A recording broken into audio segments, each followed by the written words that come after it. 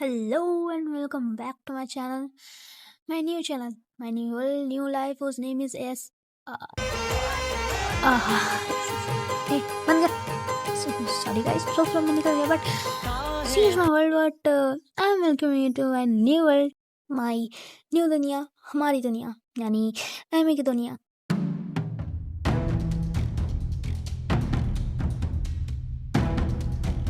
हाँ, तो बिना धक्का मुक्की किए एक बात ध्यान से सुनना. हमारी आगे आने वाली स्टोरी सिर्फ एक फिक्शनल स्टोरी है, तो इसे सिर्फ स्टोरी की तरह ही ट्रीट करना. अपनी हवसीनेस यहाँ पे मत दिखाना, कहीं और जाके दिखाना, क्योंकि ये सिर्फ स्टोरी है. चलिए सीधा स्टोरी पर मिलते हैं.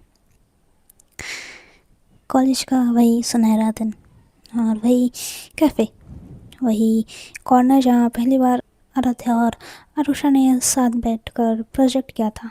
आज फिर वही टेबल, बस अब मौसम अलग था. आराध्या खिड़की के पास बैठी थी.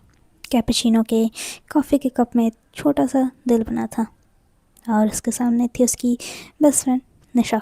वो मुस्कुरा रही थी. तेरी कॉफ़ी में जितना दिल बनता है उतना किसी इंसान में क्यों नहीं? आराध्या मुस्कुराते हुए उसकी तरफ देखती और कहती है, क्योंकि हर इंसान उतना प्यारा नहीं होता जितना कि कॉफ़ी. तभी अंदर आती है हमारी Arusha. Black formal blazer, neatly tied hair और चेहरे पर एक हल्की सी मुस्कान. आराध्या के होठों पर एक स्माइल आ जाती है.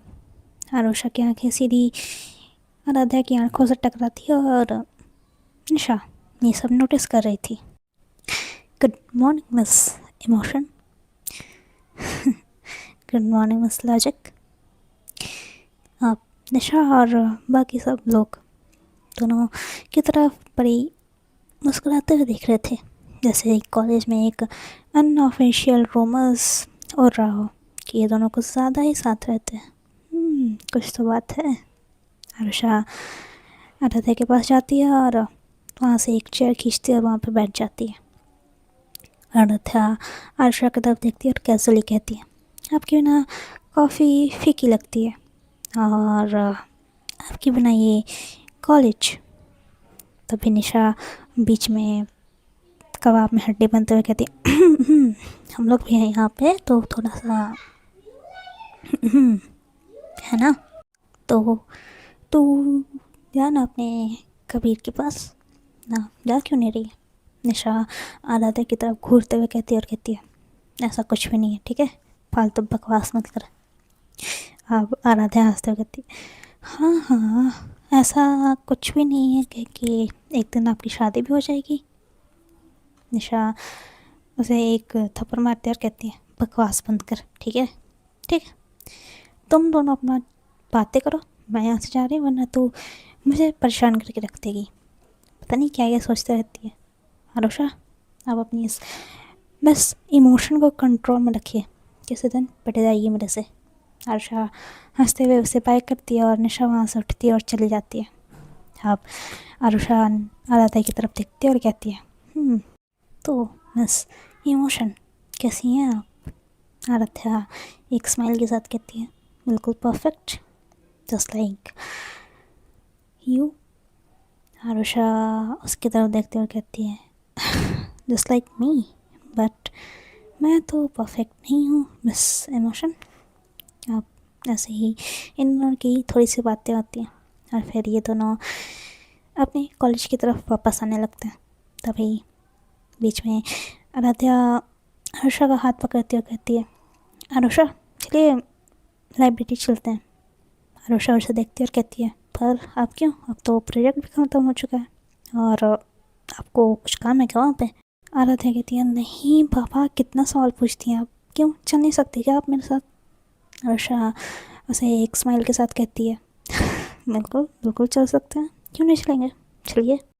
अब आरुषा और आराध्या लाइब्रेरी की तरफ जाते हैं और लाइब्रेरी में जाके ये लोग अपने डेस्क पे बैठ जाते हैं.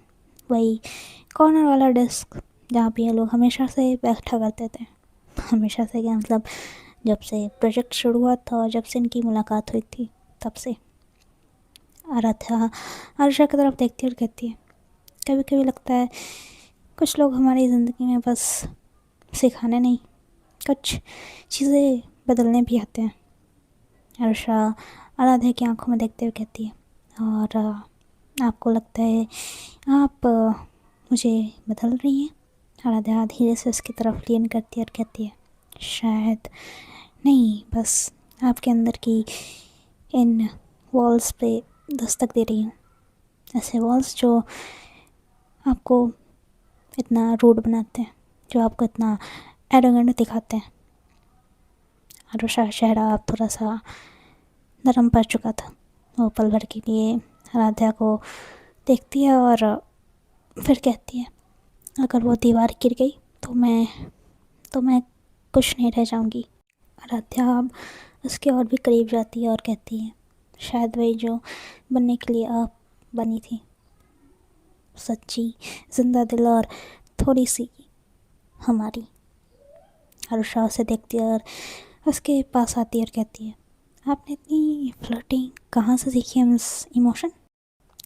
आराध्या हंसते हुए कहती है, किसी ने सीखी, बस थोड़ी सी आपसे सीखी है। आरुषा कहती है, अच्छा जी, मेरे से कैसे? आरुषा अब आराध्या की तरफ और भी ज़्यादा झुक रही थी। आराध्या थोड़ा सा पीछे हटती है और कहती है, यही जो अभी आप कर रही हैं।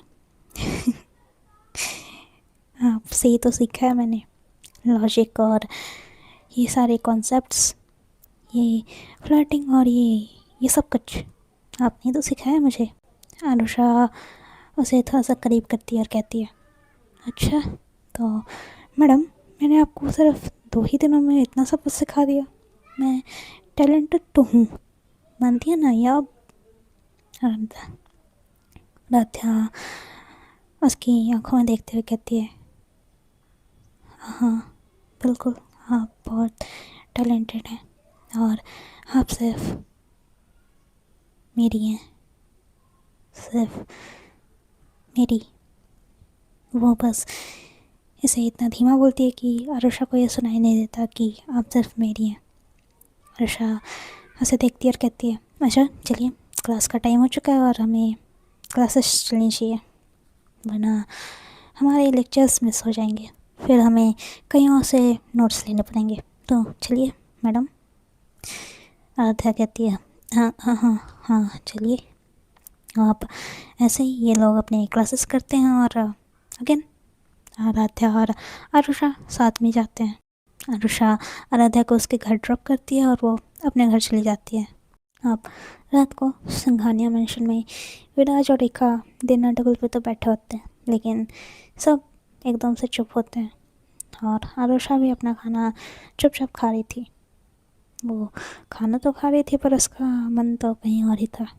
कहते हैं ना, दिल कहीं और दिमाग कहीं और। तभी आरुषा की मम्मा उससे कहती हैं, तुम्हारे पापा को शर्म आती है तुम्हारे दोस्तों से मिलकर? लड़कियों के साथ इतना घूमना, क्या इमेज बनेगी तुम्हारी? आरुषा कम वॉइस में बोलती है, इमेज इंसान नहीं बनाती माँ, इंसान इमेज बनाता है। और बस वो इतना कहकर वहाँ से जाने लगती है। तभी उसके पापा उसे कहते हैं, कुछ तो शर्म करो, हमारी मार्केट में इतनी इज्जत है।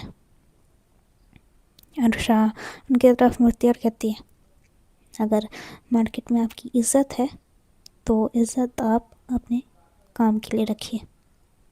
और एक बात मत भूलिएगा कि मैं भी एक इंसान हूँ और मेरे अंदर भी दिल है। मुझे जिसके साथ जहाँ मन करेगा, जैसे मन करेगा, मैं घूम सकती हूँ। आप मेरे पेरेंट्स हैं, बट आप कोई नहीं होते कि आप मुझे कंट्रोल करेंगे। इतना कहकर वो अपने रूम में चली जाती है और अंदर से दरवाज़ा बंद कर देती है। थोड़ा देर के लिए वो बिस्तर पे लेटती है और फिर वो उठती है और खुद को मिरर में देखने लगती है। क्यों हर बार जब वो बोलती है तो मैं खुद को थोड़ा और पहचान लेती हूँ। क्या लड़की है वो! उसे आए हुए मेरी ज़िंदगी में 2 दिन भी नहीं हुए और उसने मुझे इतना बदल दिया है। मैं कभी अपने पापा से अपने लिए नहीं लड़ी, पर मैं उसके लिए लड़ लूँगी, सबसे, दुनिया से, भगवान से, जिससे लड़ना होगा मैं लड़ लूँगी। पर पता नहीं क्या फीलिंग है। इतना कहकर आरुषा अपने बेड से उठती है और अपने टेबल पे जाके बैठ जाती है और अपनी डायरी खोलती है और उसमें लिखने लगती है, आराध्या त्रिपाठी, तुम मेरे अंदर कुछ जगा रही हो जो शायद मैंने सालों से दबा दिया था। शायद वो फीलिंग्स मैंने हमेशा हमेशा के लिए दबा दी थी। पर आराध्या, तुम मेरे अंदर वो सब कुछ वापस ला रही हो।